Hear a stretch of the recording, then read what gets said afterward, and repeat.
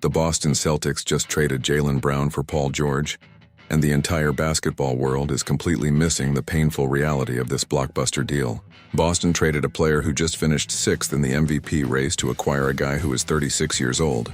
The front office is going to quickly realize a harsh truth that the Philadelphia 76ers already figured out the hard way. Paul George is simply no longer a superstar player in the National Basketball Association. There was a time when George was absolutely elite, and arguably one of the best two-way players on the planet. During his physical prime, he could effortlessly drop 23 points, grab 7 rebounds, and dish out 5 assists every single night. He did all of that offensive work while consistently ranking near the very top of the league in steals and perimeter defense. Kids growing up over the last decade watched his smooth game and wanted to play basketball exactly like Paul George. He broke out back in 2013 and spent 12 incredible years terrorizing the league. He earned 9 All-Star selections and made 6 All-NBA teams while securing 4 All-Defensive honors along the way. There is absolutely no doubt that George is a near lock to make the Hall of Fame when he finally retires. But the player who suited up for the Philadelphia 76ers over the last 2 years was not that same dominant force. The aging forward is now preparing to enter his 17th grueling season in the league. His shot attempts have decreased significantly as his athletic burst has slowly faded away. His trips to the free throw line have dropped because he can no longer aggressively attack the rim through heavy contact. Instead of trying to take over games as a true primary star, he has accepted a much smaller 3-and-D role.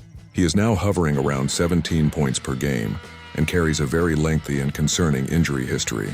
If the Boston Celtics expect him to magically return to his prime all-star form, they are setting themselves up for massive disappointment. They desperately need him to just play a specific role for head coach Joe Mazzulla and his mathematical offensive system. The argument from the Boston front office is that George is actually a much better fit for that specific system than Jaylen Brown was. This massive trade is going to be intensely debated by basketball historians for many years to come. The draft capital involved in this exchange stretches all the way into the 2031 season. Boston received George along with 4 draft picks in exchange for a guy who was just the Finals MVP a few years ago. On the surface, it seems like an incredibly light return for a player entering the absolute peak of his physical prime.